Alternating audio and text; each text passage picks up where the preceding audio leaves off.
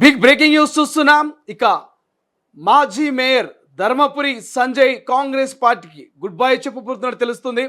మనం చూసాం నిన్న జగిత్యాలకు సంబంధించినటువంటి కాంగ్రెస్ పార్టీ సీనియర్ నేత జీవన్ రెడ్డి రాజీనామాను చూసాం. ఆయన బీఆర్ఎస్లోనో బీజేపీలోనో చేరబోతున్నారన్నటువంటి ఒక చర్చను చూస్తున్నాం. సో ఈవేళ మరొక కాంగ్రెస్ పార్టీ నేత నిజామాబాద్కు చెందినటువంటి ధర్మపురి సంజయ్ కాంగ్రెస్ పార్టీకి గుడ్ బై చెప్పబోతున్నారు. ఏదైతే జీవన్ రెడ్డి ధర్మపురి అరవింద్ ఇద్దరు కలిసి బీఆర్ఎస్లో చేరబోతున్నారు. కేసీఆర్ చక్రం తిప్పుతున్నారు నిజామాబాద్ కరీంనగర్ కాంగ్రెస్లో అంటూ ఒక చర్చ జరుగుతుంది. రైట్ నా ఒకసారి ఇదే అంశం మీద మా ప్రతినిధి గంగారెడ్డి ఉన్నారు.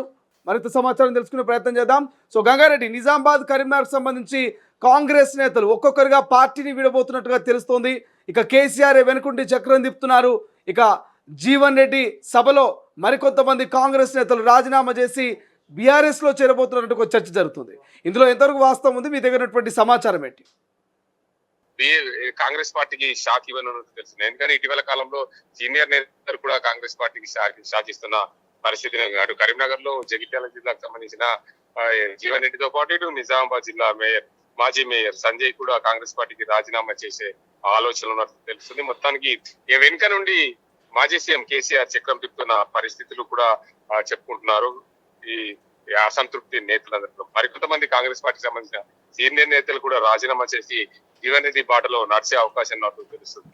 మొత్తానికి శ్రీశైలం స్థానిక నేతలతో కలిసి ముక్కుమ్మడిగా ఏదైతే రాజీనామాలకు తెరలేపుతున్నారు, వెనుక నుండి చక్రం తిప్పుతున్నారు గులాబీ బాస్ అని చర్చ కూడా కొనసాగుతున్న పరిస్థితులు ఉంది. నిజామాబాద్ అదేవిధంగా కరీంనగర్ జిల్లాలో భారీగా కాంగ్రెస్ పార్టీకి రాజీనామాలు చేసే అవకాశం ఉన్నట్టు తెలుస్తుంది. కాంగ్రెస్ పార్టీ సీనియర్ నేతలందరూ కూడా ఇటు టిఆర్ఎస్ లకు వెళ్లే అవకాశం ఉన్నట్టు తెలుసు. ఒకవేళ నిజామాబాద్ జిల్లాకు సంబంధించిన మాజీ మేయర్ సంజయ్ ఎటకేలకు రాజీనామా చేశారు. ఎందుకంటే ఆయన కాంగ్రెస్ పార్టీలోకి వచ్చారు. తన తండ్రి 2 పర్యాయాలు పిసిసిగా అధ్యక్షుడిగా ఉన్నాడు, అదే కోణంలో కూడా సంజయ్ ని కాంగ్రెస్ పార్టీలోకి తీసుకొచ్చారు. కాంగ్రెస్ పార్టీలోకి వచ్చిన నేపథ్యంలో పూర్తిగా తనకు పదవులు ఇస్తారు అని చెప్పి ఆశాభావం వ్యక్తం చేశారు. కానీ ఎట్టకేలకు 2.5 సంవత్సరాలు పూర్తయింది కాంగ్రెస్ పార్టీ అధికారంలోకి వచ్చి. పూర్తి స్థాయిలో తమకు పదవులు దక్కవేమో, మునూరు కాపు సామాజిక వర్గాన్ని పట్టించుకోవట్లేదని చెప్పి సంజయ్ అనుచరులు కూడా మండిపడుతున్నట్టు తెలుస్తుంది. ఖచ్చితంగా గంగారెడ్డి ప్రధానంగా మాజీ మంత్రి జీవన్ రెడ్డి రాజీనామా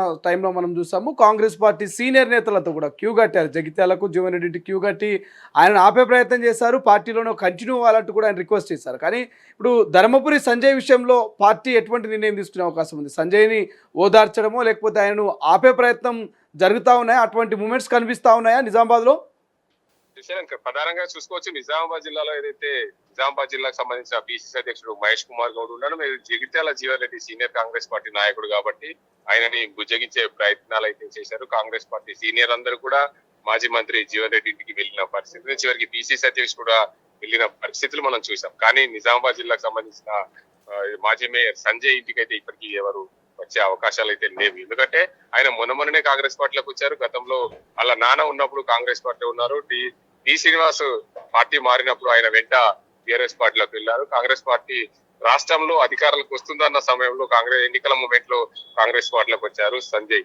అదే కోణంలో కూడా ఇప్పుడు తమకు పదవులు వస్తాయి, కాంగ్రెస్ పార్టీ కోసం మేము నిలబడ్డాము, ఖచ్చితంగా టి శ్రీనివాస్ పెద్ద కొడుకుగా నన్ను ఆదరిస్తారు అని అనుకున్నారు. కానీ టి శ్రీనివాస్ వారసుని నాకు పార్టీలో సముచిత స్థానం లేదు, కార్పొరేషన్ పదవి కూడా రాలేదు, కనీసం ఖచ్చితంగా కార్పొరేషన్ పదవులు లాంటివి ఏమన్నా వస్తే బాగుంటుందని ఆయన సమాలోచన చెప్తున్నారు. ఆయన వర్గీయులందరూ కూడా ఖచ్చితంగా డి శ్రీనివాస్ కు దక్కిన ప్రాధాన్యత దక్కకపోయినా పర్వాలేదు, కానీ సంజయ్ గా నన్ను గుర్తించి కాంగ్రెస్ పార్టీ సముచిత స్థానం ఇస్తే బాగుంటుంది అని సంజయ్ యువసేన అంతా కూడా కోరుకుంటుంది. ఇప్పటికే 3,000 మందికి పైగా సంతకాల సేకరణ చేశారు.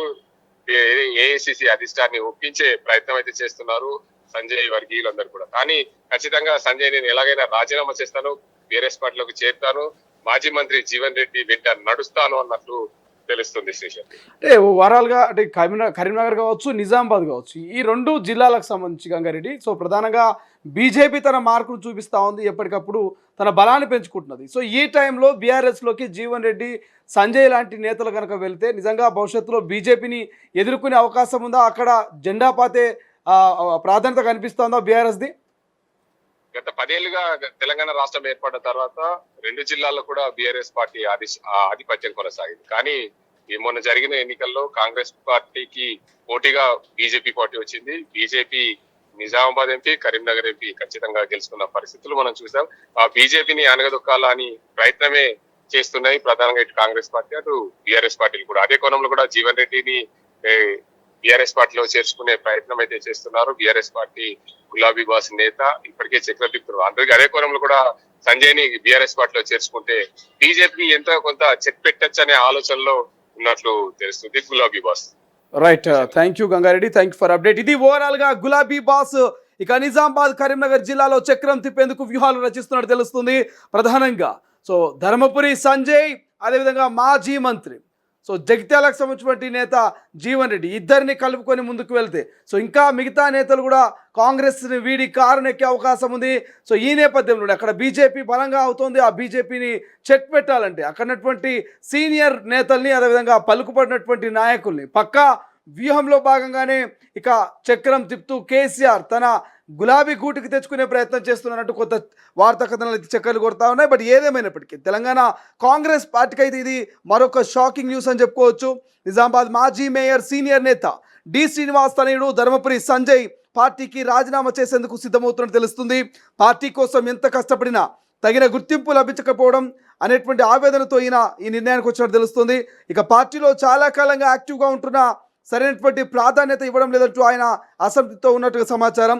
పార్టీ అనుసరిస్తున్న కొన్ని విధానాలు, స్థానిక నాయకత్వంతో ఉన్నటువంటి విభేదాలు కూడా ఈ నిర్ణయానికి కారణమైనది తెలుస్తోంది. తన అనుచరులు, కార్యకర్తలు పార్టీ మారాలని ఒత్తిడి చేయడంతోనే ఆయన రాజీనామా వైపు మొగ్గు చూపుతున్నట్టుగా కొంత చర్చ జరుగుతుంది. బట్ ఏదేమైనా రాజీనామా అంశంపై చర్చించేందుకు ధర్మపురి సంజయ్ ఇవాళ హైదరాబాదు తన ముఖ్య అనుచరులతో అత్యవసర సమావేశం నిర్వహించారు.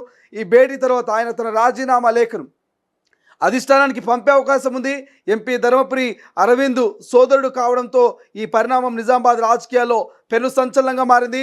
సంజయ్ తదుపరి అడుగు ఎటువైపు అనే దానిపైన సర్వత్రా ఆసక్తిని నెలకొన్నటువంటి పరిస్థితి మనకు కనిపిస్తుంది.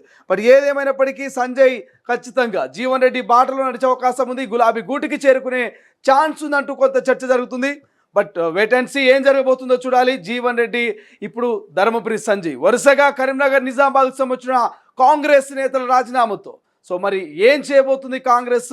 ఈ రాజీనామాలకు ఎటువంటి చెక్ పెట్టబోతుందో భవిష్యత్తులో చూడాల్సిన అవసరం ఉంది.